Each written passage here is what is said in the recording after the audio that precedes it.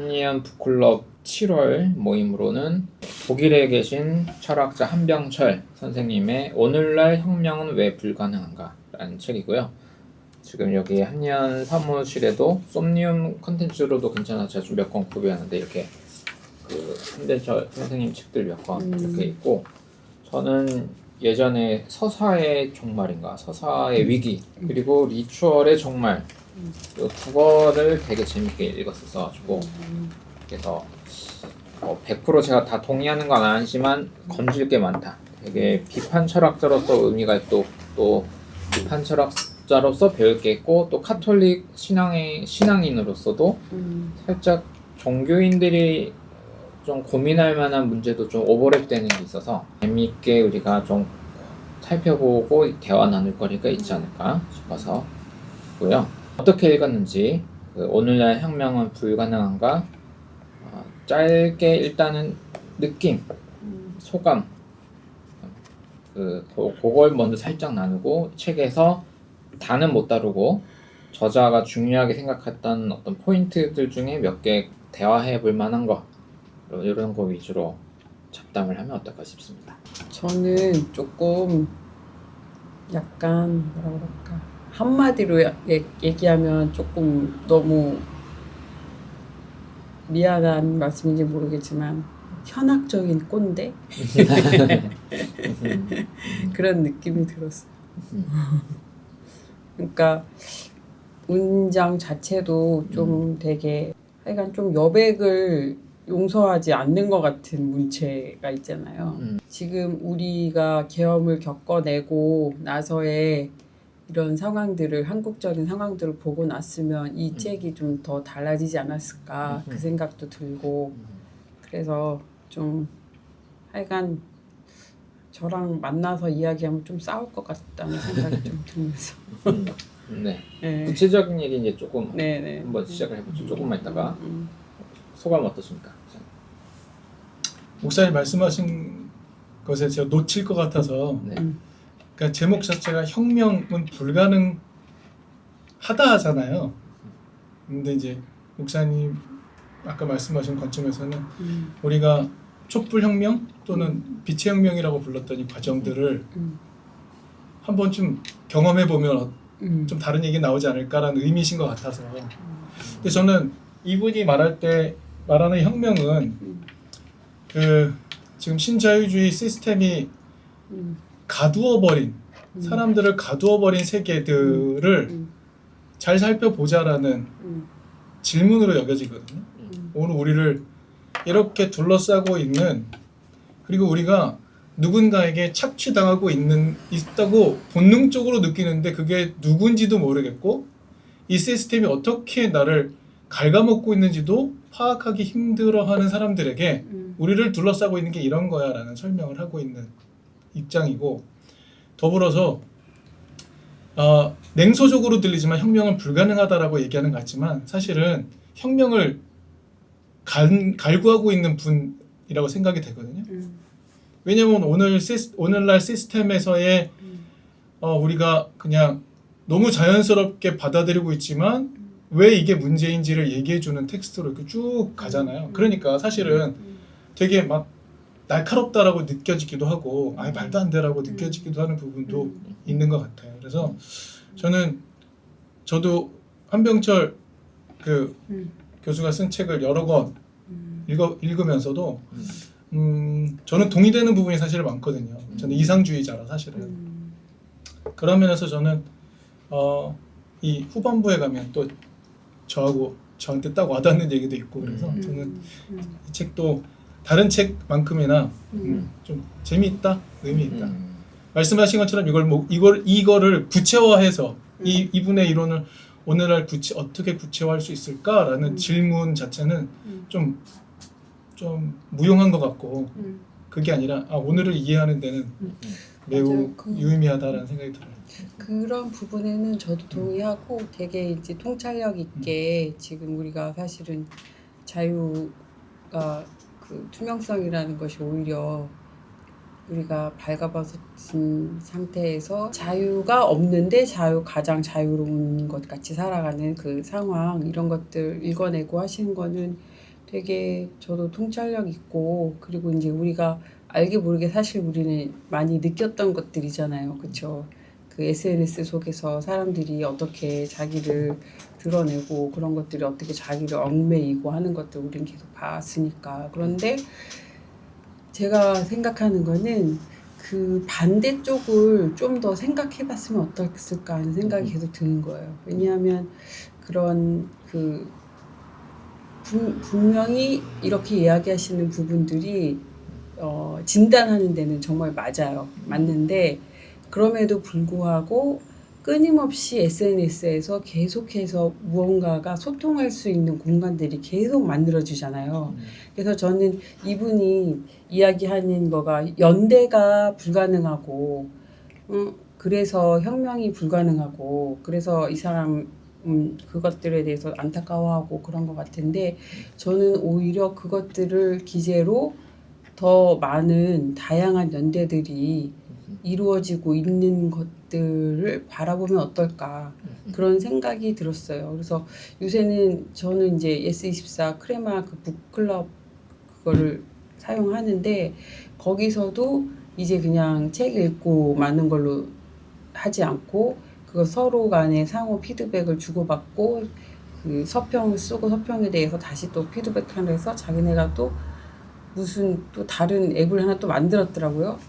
이름 생각이 안 나네. 근데 제가 요새 우연히 핸드폰 바꾸는 관계로 그냥 저기 뭐야 할 수 없이 밀리의 서재랑 윌라 이거를 강요 당해서 6개월씩 그 구독하게 됐는데 그래서 밀리의 서재 가봤더니 얘네도 그냥 책만 한 게 아니라 다 그 안에 커뮤니티가 있고 또 그 안에 서로 소통하는 것들에 대해서 그런 것들이 되게 활성화돼 있더라고요. 그래서 사실은 그 물론 그런 것들이 연대라고 하기엔 되게 느슨한 연대고 언제든지 깨질 수 있는 거고 하긴 하지만 그 사람들의 속성이 자기 이야기를 누구에게 하고 싶고 그리고 그 이야기를 또 하는 것에 대한 그 피드백을 받고 싶고 하는 그런 속성들이 다 있잖아요. 근데 그런 인간의 속성들은 약간 그것이 저는 그 투명성이나 그다음에 우리가 자유를 내바치는 그런 것들에 비등할 만큼 그런 속성도 되게 강하다고 생각해요. 그래서 한 면만 보고 이렇게 진단할 것이 아니라 그 이면에 이런 것들이 벌어지는 것들에 대해서도 다시 한번 생각해 보면 좋을 것 같아요. 그래서 이분이 이야기하실 때 너무 막 중구난방으로 이야기가 뻗어나가는데 마지막에 대화 그 부분에서도 그 오늘날 우리가 그 뭐 상처받기 싫어한다고 그래서 뭐 매끄러움에 대해서 이야기를 하시잖아요. 그런데 그런 것들도 사실은 저는 그거는 좀 아닌 것 같아. 상처받기 싫어하는 것들은 이렇게 오늘날 같이 이렇게 불협화음이 많고 이렇게 정치적으로나 뭐나 이렇게 갈등이 첨예화되고 이럴 수는 없죠. 내가 갈등에도 상관없이 내 얘기를 내가 하겠다 하는 거는 상처를 나는 그래서 그 매끄러움에 그 사람들이 매몰되어 있다는 거에 대해서는 그거는 조금 그건 동의가 안 되더라고요. 그런 부분. 그래서 양쪽을 바라보는 시각은 좀 아니신 것 같아요.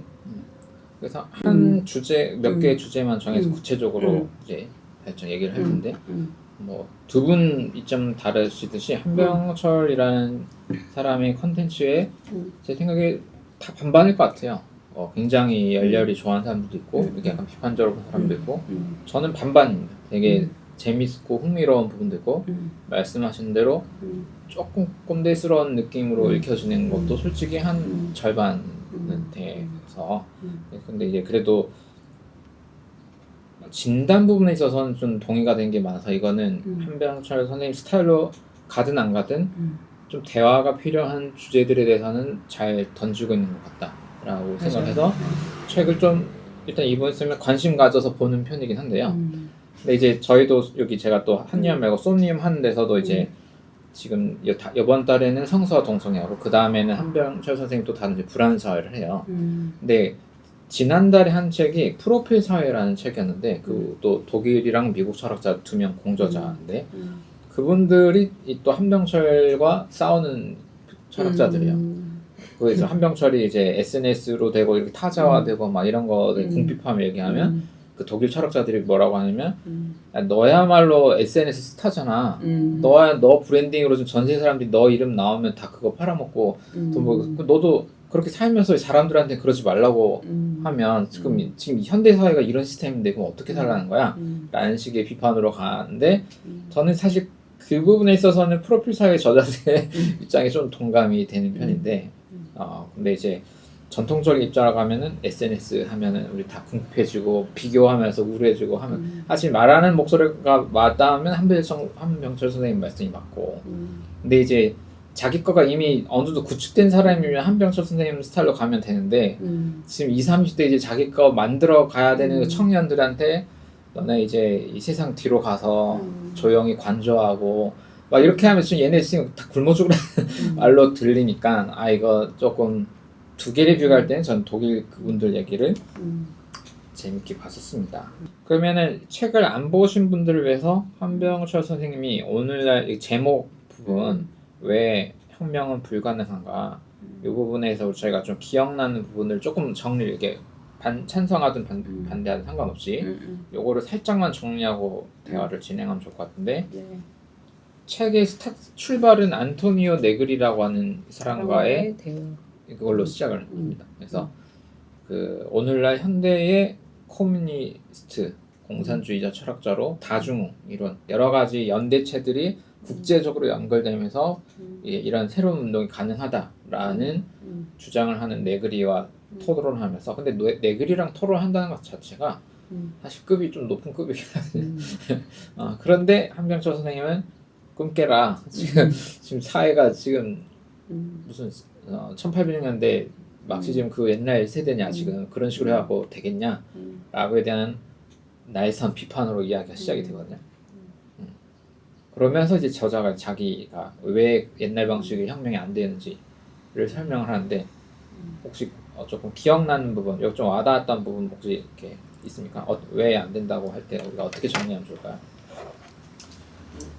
뭐 네그리와 같이 그 막시즘을 오늘날에 어떻게 적용할지에 대해 계속 고민하는 사람들의 이야기가 무용한가 저는 그렇게 생각하진 않거든요.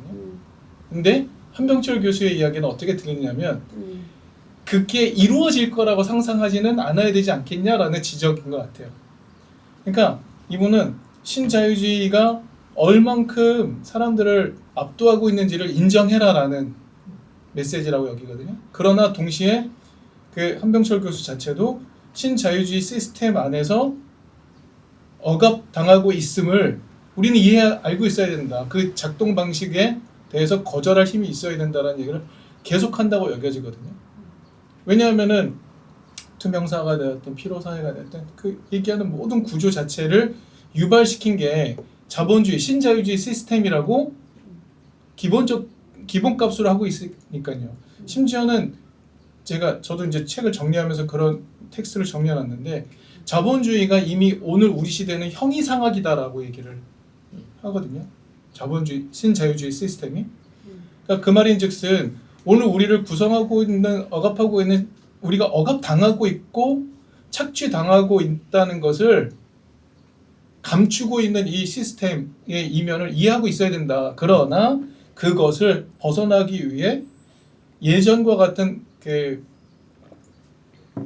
혁명적인 방법으로 거기에 도달할 수 있다라고는 상상하지 말자라는 제안을 하고 있다는 거예요. 되게 난 현실적이라고 보거든요. 그러니까 어려운 이유, 그러니까 그게 어쨌든 한병철 선생님이 볼 때 이제 뭐 그런 주장하는 건 맞는데, 근데 그게 대항할 대상이 없다는 거죠. 네.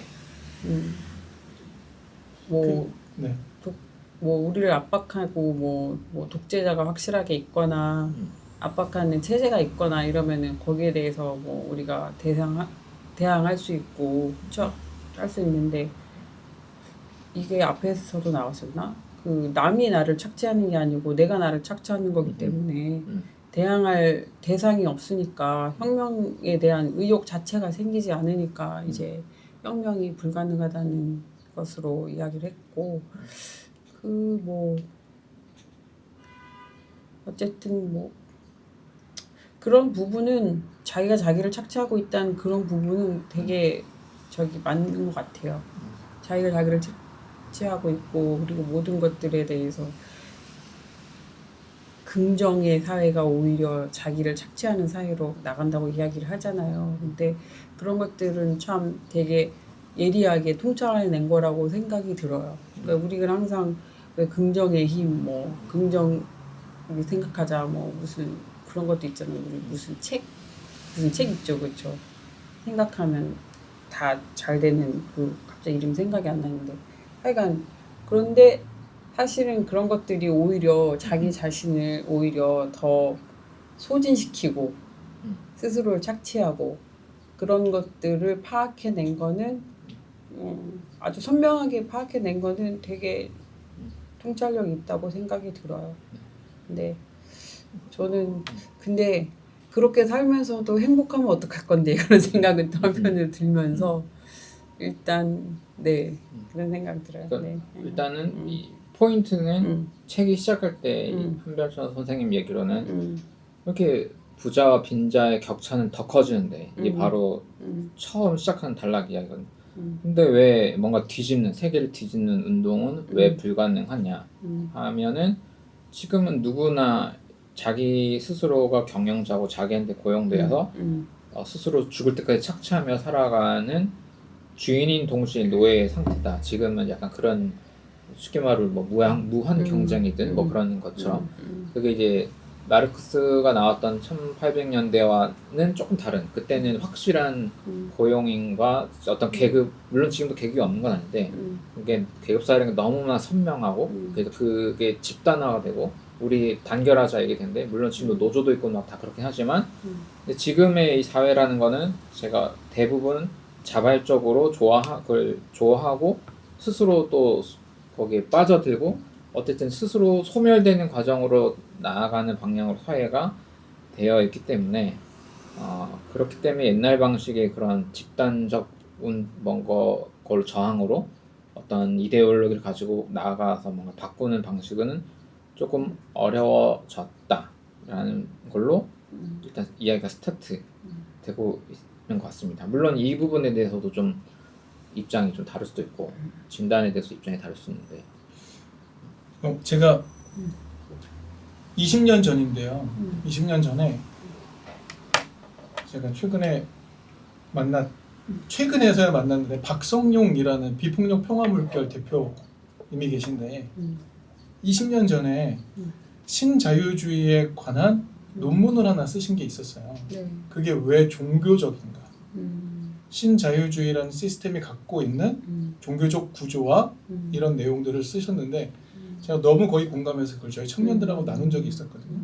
근데 그때 하셨던 얘기가 여기에도 고스란히 담겨 있는 거죠. 왜 신자유주의 시스템에서 사제 역할을 하는 건 누구고 리추얼 역할을 하는 건 누구고 신학은 어떤 것이며 이런 얘기를 쭉 쓰셨던 기억이 나는데 그러니까 가장 중요한 여기서는 혁명이 그러니까 누군가 우리를 착취하고 있는 대상을 발견할 수 없는 구조가 되어 있다는 거. 심지어는 자기가 자기를 착취하는 구조로 만들어놨다는 거. 이런 구조를 밝히고 있잖아요. 근데 그 얘기는 사실은 조금 고민했던 사람들이 오래전부터 같이 하던 얘기인 것 같아요. 근데 우리에겐 안 들렸죠. 왜냐하면은 신자유주의라는 시스템 안에서 계속 그냥 살아야 되는 걸 정당하게 받아들였으니까. 저는 청년 문제 얘기할 때 윗세대 분들이 얘기할 때 이런 얘기를 하거든요. 청년들이 계급에 대한 인식이 없다라는 얘기를 해요. 저는 그 얘기에 동의하면서 또 동의하지 않아요. 저는 청년이 자신이 어떤 계급인지를 이해하는 건 매우 중요하다고 생각하는 것과 동시에 그 계급이 오늘 우리 시대에서 어떻게 작동하는지에 대해서 설명하기까지 너무나 많은 시간이 걸리기 때문에 청년들은 자기 사는 삶의 구조에서 계속 바쁘게 착취당하며 사는 그 구조를 놔둔 이상 청년들을 계급을 인식시키고 계급을 넘어서는 삶을 살자라고 초청할 수 없다. 하여튼 뭐 이런 현실적인 것과 이상적인 것에 갈등이 늘 존재한다고 하거든요. 근데 저의 개인적인 불만이라기보다 저의 소견도 그런 게 있어요. 오늘 우리 시대에 어떤 계급적 차이가 있고 이것을 어떻게 하면 넘어설 수 있을지에 대한 담론이 없는 채로는 교회 안에서조차도 분명히 다 소진될 거라고 생각이 들거든요. 왜냐하면 계속 우리도 마찬가지로 스스로 자기를 착취하고 있으니까. 그러니까 혁명이 불가능하다는 말에 실제로 동의가 되는 거죠. 동시에 혁명을 그럼 어떻게 하면 되지? 그리고 혁명은 뭐가 혁명이지? 이런 얘기도 더불어 해야 되지 않을까? 라는 생각도 든다. 일단 개념 하나만 하면 책의 대화편에 158쪽이긴 한데 저도 이게 재밌게 봐서 기억이 남는 게 아까 그 자본주의가 종교다라는 말은 이제 한 100년 전에 발터 베냐민이 자기의 자본주의 비판에 관한 얘기할 때 그런 언어들을 썼는데 한병철 선생님은 자본주의는 종교가 아니다 라는 얘기를 하면서 대화가 이렇게 진행돼요. 그래서 차이는 뭐냐면 자본주의를 종교라고 말하는 사람들이 또 아마 이 세계 가치관 시스템이 내면화돼서 누구나 그 따르게 만든다는 의미를 이제 하려고 그런 언어를 쓴 것 같고 한병철 선생님의 비판은 한병철 선생님은 친종교적인 분이다 보니까 종교 언어를 긍정적으로 쓰시는 분이잖아요. 그래서 그분 입장에서는 무슨 차이가 있냐면 자본주의에는 이렇게 채무 빚을 면제해 주는 거 그리고 용서받는 거 속죄 이런 게 없지 않느냐.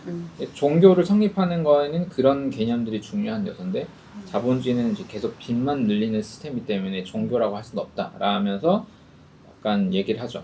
그래서 유럽에서는 이제 베버가 이제 뭐 자본주의와 종교 관계 얘기하면 뭐 이런 토론들 쭉 이어가서 쓰고 정치 철학가들도 사실 자본주의를 종교로 해서 쓴 언어들 많은데 저는 속성상 다른 부분이 있기 때문에 그런 비유가 적절하지 않다고 저도 원래 생각하고 있었고 근데 한병철 선생님 이런 지적은 또 재밌다고 생각해요. 그러니까 종교다가 아니라 종교적 구조를 가지고 있다는 것.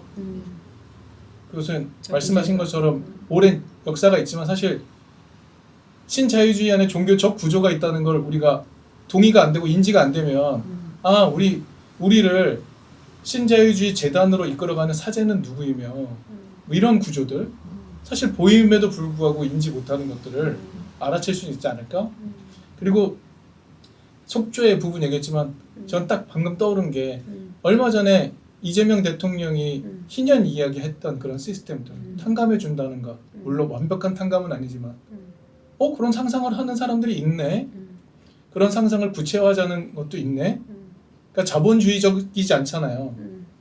말씀은 아까 그런 얘기할 우쪽, 그러니까 오른쪽으로 많이 가는 경우도 있지만, 그러니까 그런 하여튼 묘한 밸런스가 있다는 생각이 좀 들거든요. 그러니까 단순히 그건 상상일 뿐이야. 뭐 안 돼가 아니라 뭔가를 해보는 사람도 있겠다라는 생각도 요즘엔 든다. 라는 생각도 그렇게 가면 한병철 선생님과 생각이 다른 부분인 거죠. 그렇죠. 그러니까 다른 대통령이 거죠. 희년을 말하고 이렇기 때문에 가능하고 있어라 하면 되고 실제 만약에 다른 한병철 부분이- 선생님이 이 자리에 앉았다면 그 다 속는 거야. 지금 그렇게 해서 주식 들어가게 하겠지 하면서 부동산 이제 아마 그런 식으로 진도가 나가실 것 같고. 근데 그래도 그 성남이나 경기도에서는 그 배드뱅크 해갖고 실제로 성과를 되게 있었으니까 성과가 일단 그러니까 그런 것들을 생각하는 사람들의 또 머리 구조는 사실 신자유주의적인 생각은 아니죠. 그거는 왜냐면 무한 경쟁 아니잖아요. 그 자본만이 우세한 것도 아니고 그런데 저는 이분이 너무 혼자 오래 계신 거 아닌가 그런 생각이 좀 들었어요. 그러니까 독일이란 사회에서 아무리 또 그 얘기도 하잖아. 자기는 일반 대학의 철학 교수 못 되고 예술 대학의 철학 교수라고. 그러니까 자기를 조금 이렇게 일반 그 철학계에서는 안 취급해준다는 소리잖아요. 예, 그런데 저는 그래서 약간 본인의 그 삶에 있어서의 그 고독과 그 기다림과 그런 것들이 좀 이 안에 좀 들어가 있지 않나 그런 생각이 들었어요. 그래서 이분은 좀 뭐라고 약간 PC적인 게 되게 많으면서도 또 한편으로는 또 되게 아까 표현했다시피 문학적인 것 같이 이렇게 그렇게 이야기하시고 그러니까 이렇게 되었는데 저는 그래서 이분이 혼자서 독일에 있어서 이런 것들이 또 가능한가 하지 않는 그런 생각도 들었는데 저는 일단은 저는 그 사람들의 그 다양성을 추구해 나가잖아요. 모든 우리 학문들이 지금. 그래서 저 지금 생각하는 거가 힘든 게 뭐냐면 우리가 이렇게 읽어도 이 사람 읽어봐도 지금 결국은 이분이 얘기한 것도 우리가 어떤 한 목표를 가지고 자유주의적인 목표를 가지고 한쪽으로 가고 그리고 사실은 자유를 다 내맡기고 다 팽개쳤다는 거가 우리가 다른 사람들과 같아지려는 그 노력이 없으면 그게 성립되지 않잖아요. 이분도 그래서 같음에 대해서 다름에 대해서 이야기할 적에 그 같음의 그 부정적인 측면을 이야기하잖아요. 그런데 내가 무슨 얘기를 하려다 이 말을 꺼냈지. 근데 저는 하여간 이렇게 지적하시는 분들 그다음에 그 제가 한쪽으로만 독서를 해서 그런지 모르겠지만 어떤 글을 봐도 세상의 그 학문들은 계속 미시적으로 계속 들어가고 그 거시적인 담론을 이야기하는 사람들이 없잖아요. 그리고 미시적으로 들어가고 다 내가 이렇게 생각하지만 다른 의견도 있을 수 있다는 식으로 계속 나가고 있는데 그리고 인권적인 측면에서 이제는 동물권, 뭐 생태계까지 생각해서 환경을 생각하고 자연 전체를 생각하고 그런 권리적인 측면도 점점 더 깊숙한 부분으로 더 널리 생각해 나가고 있는 것이 학문적인 세계인데 그런데 현실에서는 그렇지 않잖아요. 지금 트럼프가 득세하고 우리나라에서도 그럼에도 불구하고 김문수가 40몇 % 했죠. 하고 그런 것들을 바라보면 저는 도대체 그 사람들의 머리 구조를 지탱해주는 그런 뭔가 있을 거 아니에요?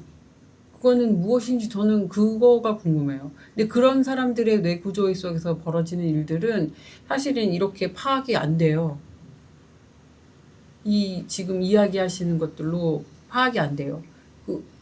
완전히 뒤로 역행하는 상황들이잖아요. 근데 지금 그런 것들이 지금 득세하잖아요. 지금 연대가 안 된다고 그랬죠. 근데 지금 현실적으로 트럼프 같이 그렇게 자기만 위한 사람들 위해서 연대하는 구조도 없고 우리나라 뭐 정강훈 집회도 그렇고 그런 것들은 보면 이게 저는 약간 현실이랑 학문적인 세계랑 좀 괴리가 있지 않나 그런 생각이 들어요. 지금 현실 프랑스고 독일이고 다 연결될 수도 있는 맥락인데 어떻게 얘기를 네그리도 해주시면, 그렇고 한병철도 그렇고 이 사람들이 원하는 혁명은 음. 자본주의 너머의 다른 시스템에 대한 혁명을 얘기하고 있는 거고 근데 이제 그 반대쪽에 똘똘 뭉치면 사실 잘 되긴 하죠. 말씀 그냥 그건 아무래도 구구와 현상을 연구한 전문가들 이제가 토론을 해야 될 것 같은데 이제 한병철 선생님 말은 이렇게 그 지금 기성 시스템 너머를 뭔가 극적으로 변화시키는 거가 이제 어떤 네글 같은 경우에는 트럼프 예를 들어서 저는 트럼프 좋아하는 분들도 있을 수 있고 같이 할 수 있다 생각하는데 어쨌든 그분들은 또 그런 분들의 니즈와 세계관이 있으니까 똘똘 뭉치는데 그 세계를 그 다음 세계로 준비하려고 하는 사람들은 한병철 선생님 말로는 어려울 거다. 왜냐하면 뭐 말로 비판해도 어쨌든 거기에 예속되어 있고 그걸 즐기기 때문에 모든 사람들은 그게 되어 있을 거라 보는 거고 네그리는 이 사람들이 하는 방법론처럼 우리가 전 세계 네트워킹을 통해서 새로운 시스템 운동을 할 수 있을 거야 라는 희망을 말하는 사람들이 있는 거고 근데 현실에서 사실은 그런 지금 전 세계가 지금 우쪽으로 가고 있잖아요. 그 프랑스도 간신히 막았고 결선 가갖고 간신히 막았고 독일도 이상한 나치 아류들이 지금 득세하고 있고 그런 것들을 보면 그러니까 저는 실제로 이렇게 아무리 우리가 지금 우리 이렇게 얽매여 있어 우리 자신을 이런 것들은 약간 좀 어느 정도 수준이 있는 사람들 이야기 아닌가 그런 생각이 드는 거예요.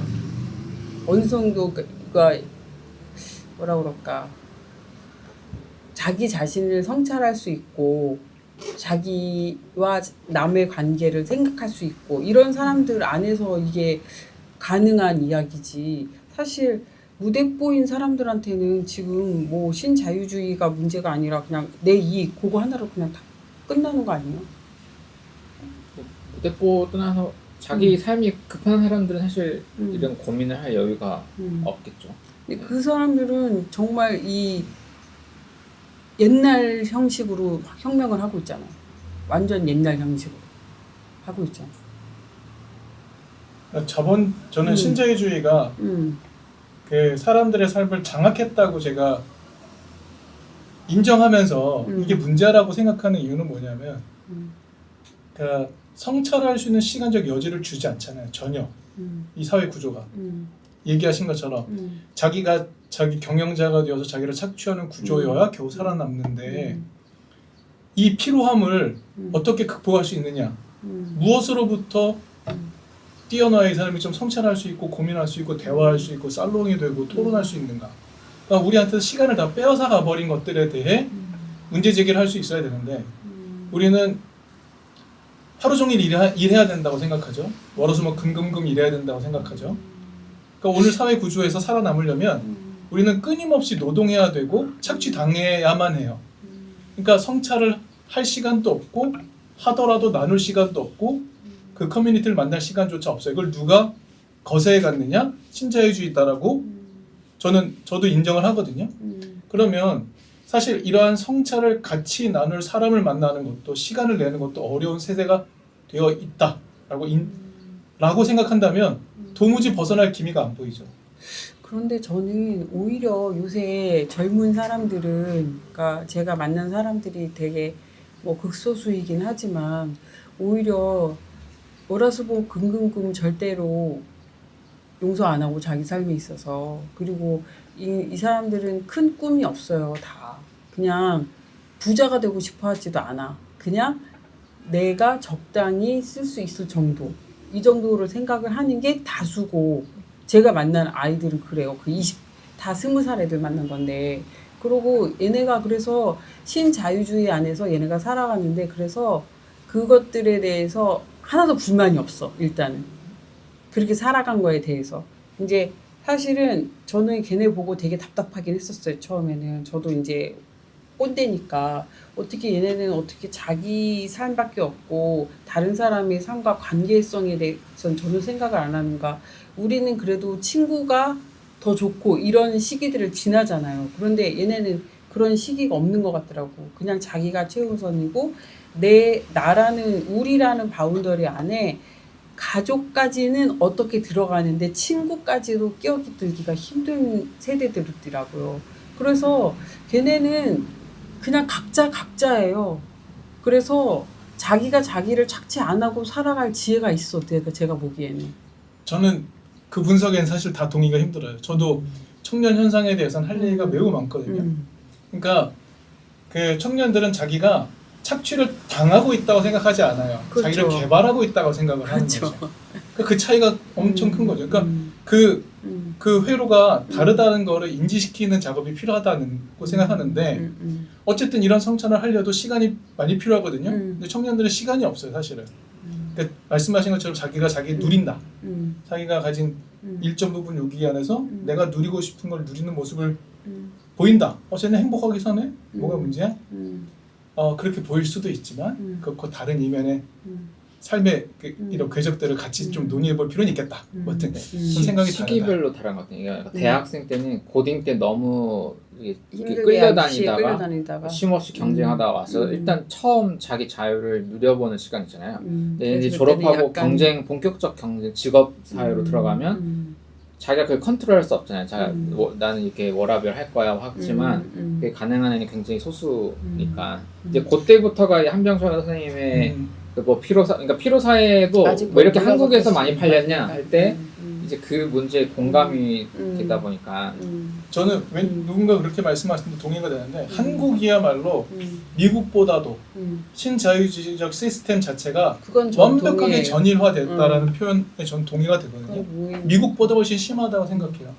그래서 우리나라 그 피케티 지수와 같은 불평등 지수 연구를 했던 분의 그 기억이 나는데 프랑스 혁명이 일어날 때의 불평등 지수가 있는데 그때보다 지금 한국의 불평등 지수가 몇 10배 가까이 높은데도 불구하고 왜 한국은 혁명이 일어나지 않는가라는 얘기를 했거든요.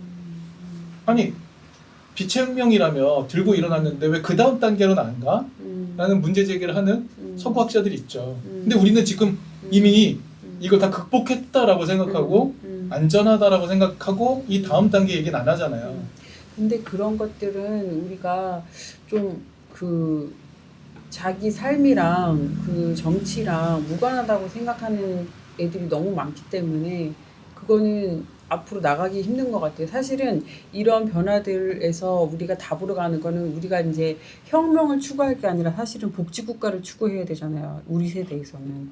지금은. 우리가 말하는 건 혁명 왜 하려고 그랬어? 우리 뭐 예전에 혁명은 뭐 공산화, 우리가 공산화를 위해서 혁명할 일이 뭐가 있어요? 없죠.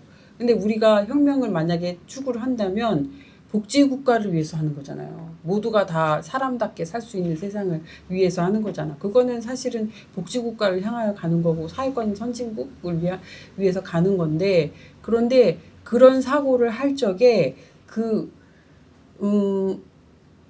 이제 이대남들이 지금 제일 뭐 붕괴하는 것들 중에 하나가 자기네가 열심히 일해서 엄청 많은 노인들을 부양해야 된다는 거에 되게 많이 붕괴하고 있잖아요. 그런 것들을 그런 사고를 일으키게 한 거는 신자유주의적 생각이라고 생각해요, 저는. 그런데 그럼에도 불구하고 자기 삶으로 딱 들어가면 나는 요만큼 일하고 요만큼 놀 거야. 이 생각이 확고해요, 오히려. 그래서 저는 이렇게 무한 경쟁 속에서 얘네가 꿈이 나는 더 많이 더 올라 회사에서 어디까지 가고 상무까지 가고 사장까지 가고 이렇게 임원까지 가는 것들을 꿈으로 애들이 다 갖고 있으면 계속 지속적으로 해야 되는데 그러지가 않고 얘네가 그냥 나는 이 정도 벌면 여기서 만족해. 그래서 어느 때보다도 지금 이직률이 되게 높잖아요. 아무리 거기 들어갔으면 이제 평생 직장이겠다 하는 데를 들어갔어도 애들이 거기서 있지 않고 나오는 이유 되게 거의가 다 워라밸 문제거든요. 그래서 저는 이 자기 자신을 끊임없이 착취한다는 거가 요새 아이들은 그렇게 갈급하지 않아요. 그렇게 빈곤하지 않고 가난하지 않아. 그래서 저는 동의가 안 됩니다. 끝까지 착취 그렇게 끝까지 자기 자신을 착취할 것 같지 않아요. 저는. 그러니까 이건 뭐 내 생각이고 네. 내 경험이지요. 그러니까 착취를 당한다는 게 여기서의 이분이 다른 책에서도 본인의 의견에서 계속 착취 얘기, 자기가 자기 자신의 경영자가 되도록 만들어 놓은 구조 스스로를 개발시켜야만 생존할 수 있어라는 메시지 안에 갇혀 있는 구조는 라고 말한다면 착취는 계속 일어나고 있는 거죠. 어쨌든 제가 프로필 사연을 읽어보지 않았지만 자기를 계속해서 나는 어떤 사람이라는 걸 계속 프로필을 만들어가야 되는 세상이라면 얘들은 계속 뭔가를 하지 않으면 되지 않으면 결과물을 내지 않으면 무가치한 존재가 되는 거거든요. 그러니까 계속 무언가 계속해서 드라이브를 걸면서 자기가 뭘 좋아하고 나는 어떤 의미로 살아가는지 성찰할 기회도 없고 또 이런 얘기도 할 수 있죠. 의대로 집중되는 모든 사회 구조. 의대생이어야만 쉽게 말해 돈 버는 구조 세상 속에서 서울대 법대여야만 음악하는 애들은 예술하는 애들은 연극하는 애들은 사실 다 무가치하거든요. 사실은 오늘 우리 사회 속에서 그러니까 애들은 자기로 존재하지 않더라도 어떻게든 존재하기 위해 계속 발버둥치고 있거든요. 대다수의 사람들이 왜? 우리를 하나의 구조로 몰아넣고 있는 구조가 있으니까. 그리고 저는 오늘 우리 시대를 지배하고 있는 지배자는 기업, 자본이라고 생각하거든요. 왜냐하면 대학은 애들이 지금 최초의 그 사회로 나아가는 관문이라고 생각하고 이 관문을 어떤 레벨로 넘느냐가 마지막 인생을 결정한다고 이제 사회 구조가 이렇게 되어 있잖아요. 근데 이 구조 속에서 제일 좋은 대학을 결정하는 건 누구인가? 기업이라고 생각하거든요. 저는 자본이라고 생각하거든요. 결국 이 사회 자체를 시대 정신을 포섭하고 있는 존재가 누구인가? 뭐 이런 구조 고민을 해보면 자기도 모르는 새에 나는 계속해서 움직여야만 해. 뭘 해야만 해. 이 구조는 늘 갖추고 있는 거죠. 지금 현재 조금 행복하게 지내는 것 같고 이직을 하는 것 같고 하는 것 같아도 그러니까 결국에는 계속 자전거 바퀴를 굴리지 않으면 넘어지고 말 거라는 이 논리 속에서 그냥 계속 갇혀 살고 있구나. 그걸 발견해라라고 그 한병철 교수가 말하는 거라면 전 동의할 수 있다라는 거죠. 뭐 자기 예. 잘 사는 친구들도 있고 근데 어떤 여기 교회 하니까 교회 운영하면 느끼는 건 되게 구조적으로 무한 경쟁이 들어가는 직업군들도 꽤 많긴 하거든요. 그러니까 뭐 방송 쪽이라든지 뭐 하여튼 그런 쪽 광고나 보면은 얘네들은 취업을 하면은 더 자기를 잘 보이기 위해서 회사에서 오지 말라고 해도 가요. 교회를 안 와요. 일요일에 그냥 회사를 가요. 그리고 거기 기간제예요 대부분. 그러면 끝나서 사실 쫓겨나는 거죠. 나서 오면 또 그 스트레스로 또 자기 개발을 해야 되고 막 이러기 때문에 또 교회를 안 와요. 그러니까 친구를 만나냐 친구도 안 만나요.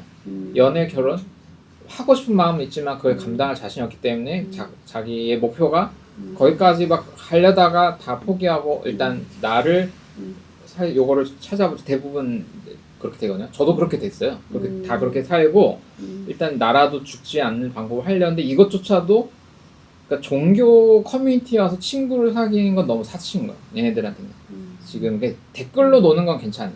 핸드폰을 하다 소통하고 그런 건 괜찮은데 이렇게 만남의 장에 얘가 직접 나오거나 나와도 보통 정규직이 아니고 자기가 좀 안정된 커리어가 아니면 보통 또 그게 보이지 않는 위계가 있다 보니까 친구 관계도 사실 그게 영향을 좀 주거든요. 그런 보통은 직업군 되는 게 되기 때문에 그럼 얘네도 이제 친구 관계도 다 그렇게 되어 있고 규정되는 것들이 좀 그렇게 맞죠. 이게 20대 후반부터 30대, 40대 요층 있는 친구들을 만나면 그런 현상들이 좀 많아서 살벌하기는 살벌한 것 같아요.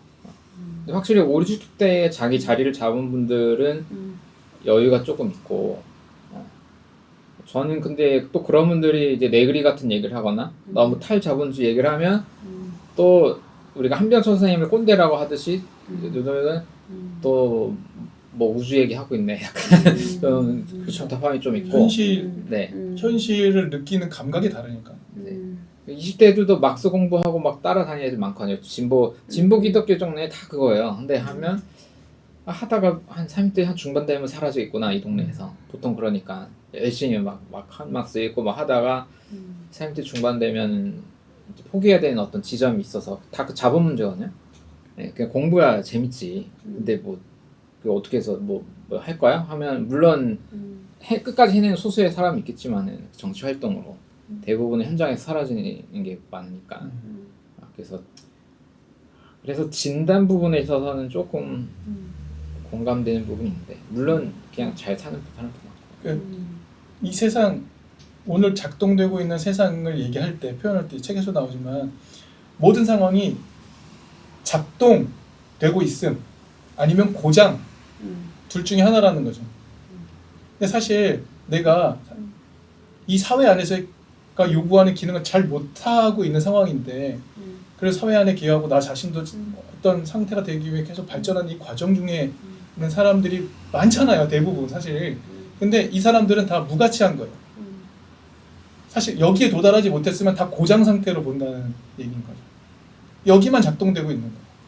근데 이 작동되고 있는 사람들이 이야기를 점유하고 있고 자본을 점유하고 있고 독점하고 있는 세상 구조라고 한다면 진짜 고장난 사람도 있지만 고장난 게 아니라 이 사람은 좀 더 이제 쉽게 말해서 더 나은, 더 멋진, 더 훌륭한 이런 사람들의 삶의 자리는 다 고장이라는 상태로 디폴트, 그러니까 가격을 매겨버려 상황이라면 다 열패감에 빠져 살 수밖에 없는 거지 않습니까? 노력은 노력대로 하고 있음에도 불구하고 그런 시스템도 얘기하는 면에서 저는 그런 현실을 이해하면서 동시에 위로받는 거죠. 아, 내가 잘못된 게 아니구나. 저는 그 메시지가 필요하다고 생각이 좀 들거든요. 교회 안에서도. 그러니까 상대를 여기서도 그런 얘기 나오지만 상대를 만나고 이 상대가 어떤 상태인지를 이해하고 교감을 하면서 우리가 함께 살아가는 방법을 연구하는 게 교회인데 그 교회적 기능 자체가 많이 상실되어 버렸잖아요, 다들. 왜냐하면 가진 사람들끼리만 모이고 뭐 이런 교회 모습들. 그러니까 그런 기능들이 교회가 해줄 수 있는 세상에 할 수 있는 기회인데 우리 그걸 다 잃어버렸구나라는 생각도 들고 그런 고민도 하게 되는 것 같아요. 그리고 근데 우리가 조금 생각을 바꿔보면 여기서 이제 빅데이터가 이제 빅브라더라고 그 스티브 잡스 빅브라더로 부른다면서요. 여기서 나중에 회사 대학병에 안에서 그렇게 나오는 부르는 사람이 있다고 인용을. 그런데 사실은 그 빅데이터가 사람들을 되게 속속들이 다 파악하고 있는 거고 그런 것들 때문에 우리가 사실은 자유롭지 못하다고 이야기할 수 있는 건데 근데 그걸 역으로 우리가 어떻게 우리의 자유를 위해서 오히려 이용할 수 있을까를 우리는 생각해 봐야 된다고 생각해요, 저는. 그러니까 이걸 이제 진단을 이분이 하셨으니까. 근데 지금 요새 사실 빅데이터가 무섭긴 무섭잖아요, 그렇죠? 그리고 뭐 저도 뭐 쇼핑 뭐 이렇게 뭐 그리고 얘가 말을 알아들어요. 얘가.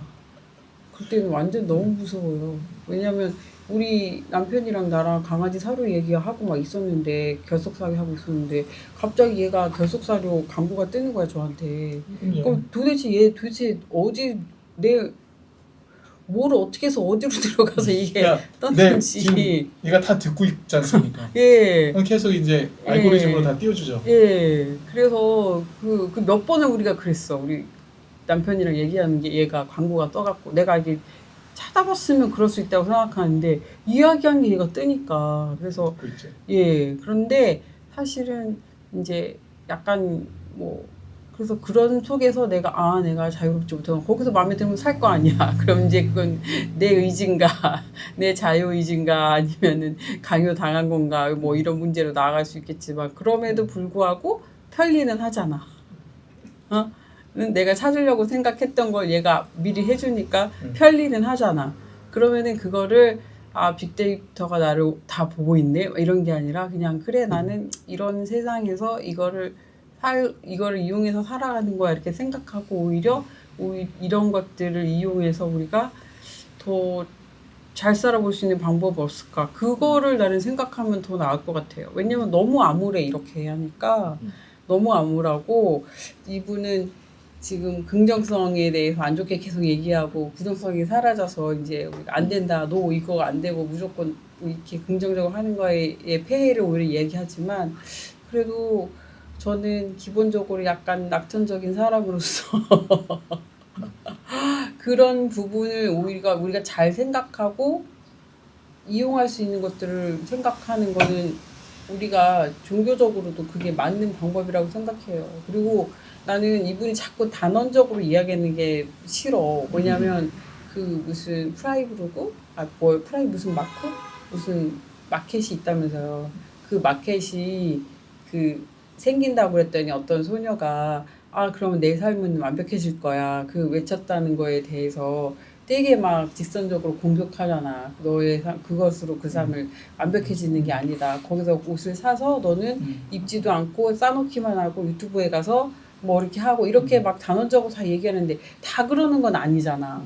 그냥 그게 좀 싼 마켓인가? 그러니까 뭐 그래서 그러면은 싼 마켓에서 좋은 사람도 있는 거고 그리고 유튜브에서 그렇게 해서 그 사람이 자기 삶이 그런 광고하는 걸로 살아가서 자기가 행복을 느낀다면 또 그렇게 좀 살면 어때? 저는 그런 생각이 들더라고요. 걔는 그렇게 사는 방법을 취했다는데 그리고 이제 물론 이제 뭐를 지적한지는 알아요. 그런 것들이 이제 소비를 조장해내고 또 어떤 사람들은 아까 제가 뭐 사료가 뜨면 그걸 사게 된다는 식으로 자기가 원하지 않았던 것들도 그 광고를 보면서 또 사게 되고 그 사람도 또 그거 사는 거에 만족하고 또 쌓아놓고 하면은 그런 것들이 이제 뭐 폐단이라면 폐단이 될 수도 있겠지만 그렇게 저는 제가 약간 자본주의에 물들었나? 아니 그렇게 해서 살 수 있으면 사면 그게 뭐가 또 나빠 이런 생각도 들더라고요. 그러니까 너무 나쁘다고 막 얘기하는 거가 그리고 막 기다림의 미학을 이야기하고 막 그 뭐 에로스 이야기하면서 이렇게 가려지고 그런 부분들이 있어야지만 그게 미적인 거고 이렇게 생각하는 것들이 좀 이럴 수도 있고 저럴 수도 있고 이런 것들에 너무 내가 이제 젖어와서 그런 건지 모르지만 한편만 자꾸 이렇게 비판하고 공격하고 하는 것들에는 오히려 저는 반발심이 들더라고요. 아니 근데 직업적으로 비판 철학을 하는 분이어가지고 이렇게 해야 책이 팔리는 제가 사람이니까. 교회에서 저희 청년들한테 네. 비판 청년들이 저를 향해 비판했던 내용이 뭐냐면 네. 목사님 너무 음. 뭐라고 표현했더라? 너무 무르대? 단호하게 이야기한다. 아, 너무 음. 이건 아니다라고 얘기한다. 그러지 마라. 그때 의미 있을 수 있지 않냐? 저한테 그런 얘기를 자주 했어요. 굳이 뭐 좌와 우로 표현한다면 목사님 너무 좌쪽인 얘기만 하지 마라. 있지 않냐? 왜 교회가 다 잘못됐다 그러냐? 아닐 수 있지 않냐라고 얘기해요. 그럼 저의 항변은 뭐였냐면 내가 원하는 바는 중간쯤 어디일 거다. 끌어오려니 내가 이렇게 센 얘기를 하고 있는 더심을 이해해 주기 바란다라고 얘기해요. 그리고 제가 이 이야기를 포기하지 않겠다라고 얘기를 하거든요. 그러니까 이게 저희 커뮤니티 안에서는 제 언어와 제 표현의 의미를 이제 알아채는 거죠. 아, 저 정도 얘기하면 이 정도 가야 되는 건 감은 잡지만 못 올 수는 있죠. 사실 못 올 수 있죠. 그러니까 그 정도 기능이지 않을까 생각은 들어요. 책의 기능은. 그러니까 이 현실의 문제가 무엇인지를 인지조차 못하고 있는 상황에서 이렇지 않겠느냐라고 지적해주고 아 그러네라고 깨닫기만 해줘도 이 책의 소임은 다한 것 아닐까라는 생각이 들 때가 많거든요. 왜냐하면 지적은 이렇게 오랫동안 했고 했지만 한 사람의 목소리일 뿐 또한 이 목소리가 나오자마자 곧바로 카운터파트가 나오고 아니다라고 얘기하는 사람도 나오고 어차피 토론이 되고 논쟁이 되는 것처럼 그러니까 이 표현이 딱 등장했을 때 반응하고 알아채는 사람들이 조금이라도 늘어나는 게 목표가 아닐까라는 생각이 든다. 그렇다면은 인정. 그런 정도로서는 충분하지 않을까. 그런데 결국 이분이 그런 생각을 하시는 것 같지 않아. 진짜 그렇게 믿으시는 것 같아. 책을 써낸 계속 처음부터 끝까지 보면은 그리고 이분이 너무 좀 천재적이라는 생각이 자꾸 든 거가 원래 이렇게 우리가 누구 글을 읽으면 그 다음 문장이 왜 나왔는지 이렇게 연결이 다 되게 이렇게 쓰잖아요. 근데 이분 글은 한 문장 다음에 그 다음 마치 왜 사라투스트라는 이렇게 말했다 거기서 읽으면 한 문장 다음에 그 다음 문장이 도대체 왜 이 문장이 여기에 왔는지 도대체 모르겠는 근데 약간 그런 기질이 있어요 앞에 부분들에. 그래서 이게 한국말로 옮겨서 그런 건지 그런데 그래서 약간 저는 좀 그냥 SNS에서 소통하시는 거 말고 이분 좀 소통 좀 더 많이 하시면 좋겠다는 생각이 들었어요. 근데 뭐 나같이 범인이 따라가지 못하는 건 어쩔 수 없겠지만 범인 아니신데 아니 그래서 어쨌든 책 읽으면서 저는 제일 생각을 많이 한 거는 이렇게 진짜 이런 세상이라면 이런 세상 속에서 도대체 우리가 뚫고 나가야 할 방향은 무엇인지 그거는 우리가 기독교인으로서는 생각해 봐야 되는 문제인 것 같아요. 우리는 항상 공동체 중심적인 사고를 하는 사람들이고 기독교인들은 그리고 항상 소통이 문제고 연대가 문제고 같은 마음을 갖는 게 문제고 하는데 그런 것들을 아예 이렇게 다 파편화된 세상이라고 얘기해 버리면 우리가 어떻게 교회가 설 수 있을까 뭐 그런 건 생각해 보는 것 같아요. 그리고 우리가 생각하는 교회랑 솔직히 내가 생각하는 교회랑 현실 속의 교회랑 괴리가 너무 커서 사실 그래서 또 힘들고 교회 담론으로 넘어가서 이걸 읽고 새로운 교회 운동이든 교회 개혁이든 간에 연결시킬 수 있는 어떤 인사이트라든지 그런 것도 있어요. 저의 늘상적인 고민인데요. 이 책에 그런 얘기 축제에 대한 얘기가 나오거든요. 기억나신지 모르겠는데 제가 텍스트를 적어놓기는 축제의 시간은 잠시 노동에서 벗어나 긴장을 풀거나 기운을 회복하는 시간이 아니다. 축제는 전혀 다른 시간이 시작되게 한다. 예식을 뜻하는 독일어 파이어와 관련된 라틴어 페리아에는 종교적 맥락에서 기원했으며 종교적 행위를 하도록 정해진 시간을 의미한다. 그런데 축제는 세속적인 행위가 끝나는 곳에서 시작된다. 축제의 시간은 노동 시간과 정반대다. 이러면서 축제의 의미를 쭉 얘기를 하는 장면이 저한테는 되게 와닿았어요. 이유는 뭐냐면 저 자신이 축제가 늘 필요하다고 생각하는 사람이기 때문에 그렇거든요. 그러니까 저는 축제의 기능을 어떻게 생각하냐면 사실은 우리는 시간을 효율적으로 써야 된다는 데에 생각이 압도되어 있죠. 그런데 축제라는 시간은 나의 개발을 위해서 쓰는 시간이 아니라 모두와 함께하기 위해 써버리는 시간이지 않습니까? 근데 그 축제의 시간에 가면 재미있어요. 그러면 내가 이 시간을 허비했다고 생각하지 않게 되고 다른 일을 발견하게 되는 기회를 얻게 되는 순간이 된다고 생각해요. 그런데 그게 즐거워요. 타인을 발견하는 시간이 즐겁고 나와 다름을 발견하고 인정하게 되는 것도 용이해지고 그리고 그 과정에서 서로가 서로의 차이와 같음을 발견하게 되고 하여튼 여러 가지 기능에 있어서 교조적이지 않으면서도 사람들을 연대하게 하고 발견하게 하는데 최적의 장치는 축제가 아닐까라는 생각을 늘 하거든요. 저는 교회의 기능을 그렇게 만들어 가고 싶은 사람이기도 하고요. 그러니까 교회가 와서 노는 곳이고 서로를 발견하는 곳이지 장엄하게 나의 삶을 나를 계속적으로 죄인으로 학습시켜서 구원자가 필요하도록 인지시키는 게 교회의 기능은 아닐 것 같다는 생각이 든다는 거죠. 그래서 저희 이제 목회자, 저희 동기 목회자들, 목사님도 지금 다 담임 목회하고 뭐 이런 사람들이 대부분이잖아요. 근데 같이 한참 얘기를 하다가 고민을 좀 하는 목회자들은 야, 예수가 가르치는 일을 열심히 했을까? 아닐 것 같아. 뭐 이런 식의 재미있는 얘기들을 하거든요. 예수가 사람들을 가르치는 일에 열심히 했을까? 심지어는 가장 가까이에 있는 제자들마다 다 실패자인데 가르치는 일 아니면 그럼 뭘 했을까? 이런 얘기를 하다 보면 제가 강변하는 게 있거든요. 예수는 놀지 않았냐? 술꾼이요 먹보가 예수 별명 아니냐? 이런 얘기를 주로 하는데 저는 교회의 기능을 그런 식으로 발전시키는 게 필요하다라는 생각을 가진 사람이어서 교회가 앞으로도 저희 교회도 그렇게 되고 싶은 것과 그러려면 지금 형태의 교회를 구성하고 있는 신학과 윤리와 이것을 다 떠나게 되는 거죠. 정반대편에 쓰는 어떤 문화가 되는. 그래서 저는 교회를 개혁한다는 생각을 전혀 해본 적이 없어요. 교회는 개혁되지 않을 거니까. 그래서 새로운 교회에 대한 그냥 생각을 한다. 그러니까 이 책에서의 저와 맞는 코드가 아니었나 생각이 들어요.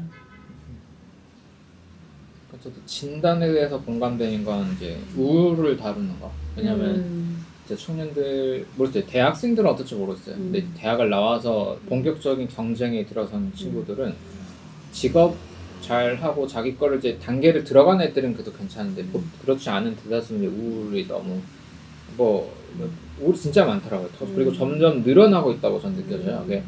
그게 직장을 나갈 수 있을 정도의 우울은 괜찮을 거예요. 그런 우울은 보편적인 우울이라서 괜찮은데 이제 사회생활이나 친구 관계까지 불가능한 우울도 너무 많아지다 보니 저도 이제 너무 심한 우울은 제가 이거는 내가 못하겠다라고 선을 긋는 우울도 솔직히 좀 있거든요. 그러니까 어느 정도 우울은. 그래서 근데 하지만 어쨌든 모임에 올 수 있는 정도의 우울이면은 그래도 할 수 있어야 하는데 여기도 말하는 게 대부분 이제 온라인으로 저도 유튜브나 뭐 이런 걸로 하는 분들이 많은데 교회를 신청해서 저 올게요 자기소개도 쓰고 막 이런 사람들이 진짜 저를 만나러 온 사람은 한 4명 중 1명, 5명 중 1명이 나머지는 안 와요. 그렇게까지 자기가 상세하게 다 적어놓고 통화까지 해도 안 나오거든요. 약간 이제 직접 몸 대 몸으로 만나는 거에 있어서는 부담감이 굉장히 커지는 거예요. 그러면 고립되고 또 뭐가 일이 안 풀 또 우울에 빠지고 우울 때문에 또 친구 관계나 이게 자꾸 안 되고 이래갖고 그래서 저는 뭐 꼭 축제까지는 아니어도 뭔가 그런 무한 경쟁 느낌의 만남이 아닌 조금 편안한 모임들을 이렇게 이런 작은 교회들이 좀 담당하면 좋겠다. 좀 지혜롭게. 근데 조금 쉽진 않은 건 저도 주일 예배만 제일 안 돼요. 그러니까 어제도 공부 모임에 우리 교회 친구도 오고 사람도 오고 저희 이제 풋살 모임도 일부러 하거든요. 저도 이런 책 읽을 때 되게 인사이트를 많이 줬어요. 이게 어느 즐겁게 부딪힐 수 있는 걸 해야겠구나. 근데 또 풋살 싫어하는 애들한테 걔는 축제가 아니고 운동 좋아하는 애들한테 풋살이 약간의 리추얼 축구 느낌이나 왜냐면 하기 전에 밥 먹을까요? 뭐 이런 얘기도 나오고 하면 신앙이 있는 애들이 모여서 운동하면 운동하다가 종교에게 나와요. 당연히. 그러니까 그게 일종의 예배 느낌으로 하고 우리 교회도 풋살만 온 애가 있고 놀러 간 데만 오는 애 같고 그래서 리추얼은 그냥 좀 언제든 심심할 때 그냥 들릴 수 있는 정거장 같은 그런 것들인데 예배도 그냥 가끔 와도 되니까 이제 그런 형식으로 나와 있고 이렇게 접촉하고 뭐 그런 네트워크 연결들을 좀 늘릴 수 있는 그런 게 많아졌으면 좋겠다. 다만 이 축제라는 게 저도 막 축제 이런 거 잘 안 가거든요. 그러니까 사람들도 축제라고 느낀 게 워낙 다양해서 이거를 좀 직접 좀 물어보면서 너의 축제가 뭔지를 피드백하면 작고 다양한 축제들을 늘려나가면 이걸 우리가 현실화 시켜나가는데 도움이 되지 않을까 제 생각에. 누구는 그냥 맛있는 거 먹으러 가는 게 축제인데 종교로 들어가면 이왕이면 종교 얘기도 하면서 맛있는 것도 먹는 게 좋다는 사람에게는 또 그런 게 축제일 수도 있고 그게 아닌 사람은 뭐 그냥 알아서 놀면 되는 거고. 근데 저는 지금 교회를 지금 사실은 온라인으로 예배를 드리고 있는 상황에서 이제 교회를 그냥 개척이라기보다는 그냥 그 친한 사람 몇이랑 그냥 예배를 그냥 드려볼까 이 생각을 계속 하다가 못하는 이유가 그 남편 때문에 못했거든요. 왜냐하면 그 내가 만약에 목회를 한다, 교회를 한다 이러면은 우리 남편이 저는 이제 그거는 이제 그 편견에서는 못 벗어나서 당연히 우리 남편 예배를 같이 드리고 그러고 나면 되게 작은 교회들은 다 친교가 있잖아. 예배 드리고 끝나는 게 아니잖아. 그러면 이제 적어도 반나절 이상은 함께 교회 그렇게 해야지 사실은 그거를 하려고 개척교회에 모이는 거 아니에요? 그런 것들을 그리운 사람들이. 그런데 우리 남편한테 일주일에 그 주일 반나절은 굉장히 긴 시간이에요. 왜냐면 우리 남편이야말로 월화수목 금금금 같이 살거든. 그러고 토요일 날도 금요일 날은 무조건 밤새고 토요일 날 점심 때 오든지 저녁 때 오든지 이러고 딱 주일 하루 쉬어요. 그런데 그 하루 쉬는 날을 그렇게 보내게 하기엔 너무 우리 남편이 불쌍한 거야, 내가. 그래갖고. 그랬는데 내가 그래서 그 이야기를 안 믿는 친구한테 얘기를 했거든요. 근데 안 믿는 친구가 그러더라고. 왜 그래야 되냐고. 그러니까 나는 너무 당연하게 우리 남편도 같이 해야 된다고 생각을 했는데 안 믿는 친구가 아니 남편이 왜 같이 해야 돼? 혼자 하면 안 돼?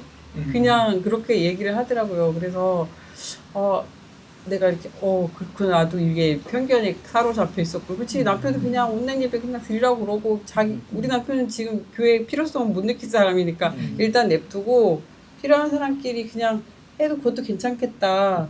그런 생각을 하면서 제가 생각한 거는 나도 이제 이 나이 되니까 이제 교회는 막 너무 그리워.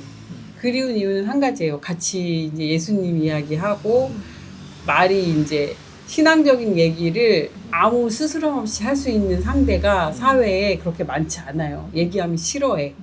교회 얘기 나오면 싫어하고 아이 그런 얘기는 나중에 하시라고 이러고 싫어하는데 그런 이야기를 마음껏 할 수 있는 상대들이 너무 필요해 저한테도. 그래서 저는 그 사도신경에 성도의 교제 그거가 얼마나 그게 거기 들어간 이유를 너무 절절히 느껴요. 저는 그 안에 사도신경 안에 성도의 교제가 들어가 있는 게. 그런데 그래서 그런 걸 생각하면 저한테도 부담이 안 되는 새로운 저도 교회가 즐거워야 되잖아. 근데 나 일주일에 한 번씩 설교 준비하는 거 너무 힘들 것 같아. 이런 거 편집하시고. 그래서 나도 편하게 할 수 있는 그런 새로운 공동체 그런 거 지금 고민하고 있거든요. 그래서 막 돌아가면서 그냥 설교 아니어도 좋으니까 돌아가면서 그냥 느낀 거 얘기하고 하루 돌아가면 담당을 정해서 그냥 그렇게 하고 그렇게 할까. 근데 일단은 교회가 육체처럼 돼야 되는 거 완전 찬성. 그리고 사실은 교회에서 힘을 얻고 우리가 충전이 돼서 일주일을 살아가야 되는데 그러지 않은 교회들이 지금 다 거의 대부분이잖아요. 그래서 나는 교회들이 지금 상태로는 이 지금 교회 나오시는 어르신들 그분들 이제 하늘나라 가시면 진짜 지금보다 교회 한 10분의 1 이상 줄 것 같아요. 정말 그럴 것 같아요. 음. 그리고 교회에 나오는 젊은 사람들의 면면을 보면 이렇게 작은 개척교회에서 이렇게 깨어있는 목사님들 밑에서 그 신앙생활 하는 게 아니고 그 큰 교회에서 열심히 청년부에 나오는 사람들을 보면은 두려워요. 사고들이. 되게 편협하고 뭐 이거 일반화할 수는 없겠지만 대개는 이 세상에서 정말 그 큰 교회에서 칭찬받고 거기서 있는 아이들은 좀 오히려 좀 너네 교회 그만 다니고 밖에 나가서 놀아라 하고 싶은 만큼 좀 두려워요. 그래서 나는 교회는 생각하면 좀 답답하죠. 목사님 보내주신 응. 그 요약본에 네. 한병철의 글을 읽는 신학자 목회자를 위한 교회 개혁의 가능성 생각해 보기. 네. 이거는 목사님이 정리하신 거죠? AI. AI요? 네. 아, 도와줘. 그래요? 네, 다 중요한 얘기라서. 잘 정리해 주죠. 그러니까 음. 그 대화편에서도 사례로 음. 얘기한 것처럼 그러니까 독일에서 사람이 음. 존엄한 존재가 아니라 사람이 쓰레기로 여겨지는 부분이 있다라는 대화를 제가 이제 정리를 해놨더라고요. 사람이 있는 채로 존중을 받지 못하는 심지어 독일에서 이런 자기 평가라고 생각이 들어요. 그러니까 교회란 공간이 자기의 모습 그대로 와서 있을 수 있는 곳인가라는 생각 하나 들었고요. 또 하나는 저희 교회가 지금 애니어그램을 같이 공부하고 있어요. 되게 도움이 많이 되고 있어요. 그런데 어떤 이야기가 자기 성찰 하면서 나오냐면 내가 내 존재 그대로 있어도 괜찮다라는 얘기를 잘 못 받아들인다는 거예요. 못 받아들이겠다는 거예요. 그걸 못 받아들이겠대. 그건 유형에 따른 자기 인식의 차이일 수도 있지만 내 모습 그대로 있어도 하나님 앞에 괜찮아라는 이야기를 잘 못 받아들이는 이야기들이 종종 등장해요. 좀 깜짝깜짝 놀라는 거죠. 내가 하나님께 사랑받을 구석이 있어야 된다라는 생각을 하고 있는 순간 교회 오는 것마저 그렇지. 어떤 뭔가 준비되고 갖추어져야 올 수 있는 곳. 내 모습 그대로 온다는 건 그러니까 스스로도 그걸 못 받아들이는 거예요. 그런 걸 무임승차라고 생각할 수도 있겠네요. 생각해 보니까 내 모습 그대로 와서 있어도 사랑받을 수 있는 곳이야라는 게 그냥 이해가 안 되는 거예요. 아니 뭔가 사랑을 받으려면 뭔가 성과가 있어야 하는 거지. 조금 어떤 구석이라도 있어야 뭘 하는 거지. 아마 그런 생각이 사로잡고 있으니 너 아무것도 안 해도 괜찮아. 하나님의 사랑 받을 자격이 있어. 라고 말하는 게 잘 안 믿어진다는 얘기를 많이 하더라고요. 저는 사실 새로운 자극이었어요. 아 그렇구나. 아무리 얘기도 안 되는구나. 지금 이런 부분에서 너는 사랑받아도 돼. 너 존재 그대로 사랑받을 수 있어. 자기 스스로 부끄러운 존재인 거야. 나는 그럴 자격이 없어라고. 그런 표현들이 종종 등장할 때 이거 쉽지 않다. 그러니까 우리가 학습된 거잖아요. 학교에서 세상에서 너를 증명하라는 얘기가 그냥 에이 뭐가 그래 이렇게 치부했을지 몰라도 실제로는 다 그냥 그거를 내재화하고 있었던 거죠. 그렇지 사실은 나는 자격이 있어. 뭐 이런 것들. 근데 이게 교회 안에서도 여전히 똑같이 작동하니 교회가 은혜 공간, 받아들여지는 공간이라는 걸 경험을 못하는 것 같아요. 저는 요즘 그런 생각이 조금 많이 들어서 좀 안타깝기도 하고 그렇습니다. 그래서 저는 이렇게 김동화 목사님이나 한희준 목사님 같은 그런 작은교회 하시는 분들이 더 좀 많아지면 좋겠어요. 좀 어려워서 해보니까 물론 공산주의 운동보다는 괜찮긴 할 것 같아요. 자본주의를 다 깨부셔갖고 저도 내 글이 안 될 것 같긴 하거든요. 그러면서 한병철 선생님과 생각이 비슷한데 이제 그래도 작은 교회 신 안에서 일단 저도 늘어났으면 좋겠다는 생각을 수년 전에 제가 시작할 때부터 했는데 이 사이 몇 년 지나서 보니까 안 되긴 안 되더라고요. 그래서 그거 안 될 것 같고 그냥 목사님 하시면 되는 거고 네, 친구들은 보니까 제가 만나는 건에서는 아무도 안 할 것 같거든요. 그래서 오늘 못 오신 목사님, 김나호 목사님 하실 수 있을 것 같고 한 2개 늘면 성공 될 것 같습니다. 네. 근데 그 이제 남편 선생님도 바쁘시잖아요. 그게 아마 자본주의에 막 더 성공 욕망이 아닐 것 같은데 제 생각에. 아니에요. 그냥 딱 네. 먹고 살려니까 네. 그렇게 할 수밖에 그러니까 없는 상황이에요. 그게 대다수의 보통 청년들 상황이에요. 맞아요. 근데 그거를 우리 남편은 넘어서 예를 들어 음. 보수 기독교면 신념화가 돼 있어요. 죽을 것 같지만 일단 나가. 그치. 그게 종교니까. 그렇지. 근데 이제 우리가 신학 공부 조금만 한 요 선에 들어오면 이제 이게 안 통하잖아요. 그러면 사실은 교회 그걸 넘어서 교회 오기가 좀 쉽진 않아요. 그래서 저희도 한 달에 한 번만 나오면 성공인 분위기가 됐거든요. 저희 교회도. 그게 근데 교회 운영이 사실 좋진 않아요. 근데 대신에 제가 하는 전략은 딴 걸 늘리게 지금 이렇게 밥 먹고 놀고 하고 있는데 그러니까 이게 좀 고민과 전략이 좀 필요한 부분 같아요. 네. 그러니까 전 좋은 자극을 주는 시선이라고 생각해요. 한병철 교수의 시선 자체를 맞아요. 그거는 사실 논의해보고 왜냐하면 제가 말이 많은 동안 저희 딸하고 일단 대학교 이제 2학년인데 제가 한병철 교수 책을 읽고 이런 얘기를 하니까 한번 읽어보고 싶다고 해서 피로사회랑 투명사회를 최근에 읽었어요. 와 착하네. 네, 그러면서 저한테 물어보더라고요. 그러니까 물어보고 제 의견을 얘기하고 그리고 신앙적인 이유를 얘기하고 저는 그 시간이 되게 저로서도 참신하고 좋았거든요. 걔한테 어떤 도움이 되는지 모르겠지만 아직까지는. 그러니까 그렇게 대화를 펼칠 수 있는 단초를 주었다. 이분의 고민이. 그리고 사실은 제 고민도 이분의 고민과 비슷하니까 저도 나름 제가 소화했던 걸 나눌 수 있었다. 이런 기회를 줬던 것 같아요. 그래서 자본주의 비판에 대해서 저도 사실 건질 게 많지는 않아도 종교로 가면 의외로 로컬 리추얼을 왜 그런 게 왜 필요하냐. 뭐 관상에 관한 뭐 그런 것부터 그런 로컬 커뮤니티 문제. 카톨릭 분이시라서 네. 관상이 네, 나오는구나. 아예 책이 아예 그러니까 그게 물론 이분은 종교 운동 하려고 그런 얘기를 한 건 아닌데 되게 우리가 같이 고민 겹치는 부분들이 좀 있어요. 그래서 제가 약간 꼰대스러운 사회 비판 느낌도 있지만 오히려 제가 볼 때 새로운 기독교 운동을 하는 사람들이 좀 인사이트를 얻어갈 게 더 많지 않나. 근데 자본주의 비판러 분들에게는 오히려 그래서 뭐 어쩌라고 약간 이럴 것 같고. 아니 뭐 저도 자본주의 비판자인데요. 근데 이분한테는 좋은 인사이트는 있다고 생각해요. 그러니까 뭐 저도 대안적인 좋은 인사이트 그런 있다는 좋은 거에는 인사이트. 저도 한 동의.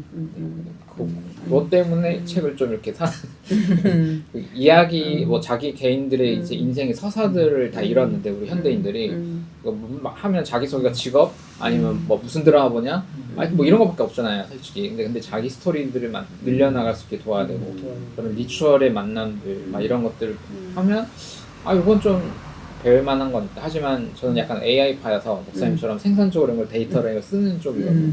그러니까 그쪽으로 나가지만 이걸 공존해야 된다는 감각을 요구 읽으면 되게 느껴요.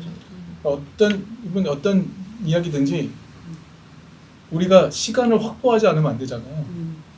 놀 시간, 만날 시간, 다름을 확인할 시간 같은 것들 모종의 시간. 근데 자본주의가 우리한테 뺏어가 버린 게 그 시간. 저는 모모라는 책 되게 중요하게 여기는데 그 미하엘 엔데라는 사람이 쓴 책이에요.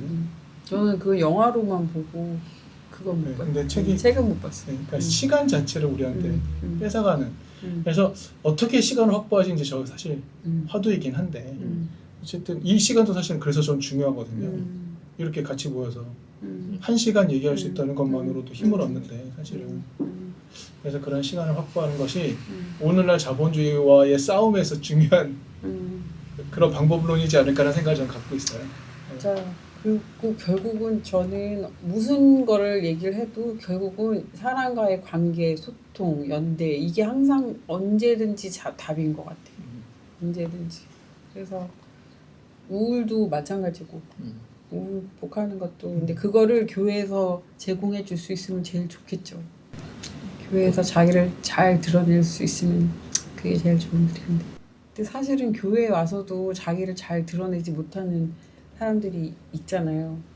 있고 또 그러니까 너무 우울해서 못 오는 경우도 있고 또 와서 맨날 죽고 싶다만 얘기를 하니까 또 다른 친구들이 너무 힘들어하는 경우도 있고 그렇지 그럼. 이게 쉽지가 않습니다. 그래서 저도 이 부분은 좀 더 고민이 한의원에 연결된 의사 선생님 라인에서도 정신과 의사 선생님들이 좀 많은데 약간 그런 미팅들 좀 필요하더라고요. 제가 해보니까 제가 그쪽 전문가가 아니라서 목사님들을 교육을 많이 해야 돼 우리가.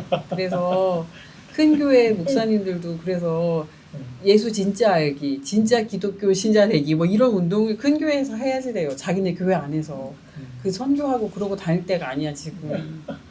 그러니까 이제 신학도 신학이고 이제 아까도 얘기했지만 이제 수급자 친구도 좀 만나서 복지도 알아야 돼. 얘네 교회가 돌 수 있는 건 아니고 그런 문제, 우울 문제 뭐는 어떻게 되지? 뭐 바우처 받아서 상담시키고 뭐 그러니까 이런. 그런 내가 중간 통로로서 어떻게 할 수 있는지에 대한 그게 있어야지 다양한 층의 사람들 만날 때 할 수 있는데 그런 것도 지금 저도 도움이 필요한데 이게 좀 없어요. 지금 제가 알아봐서 이렇게 해야 되다 보니까 그래서 교회 재밌게 잘 스타트할 수 있으면 좋겠습니다. 좀. 두 사람 생각하고 있어요. 두 사람. 둘 다 그때 하라 그러면 좋아할 것 같아. 설교하라 그러면.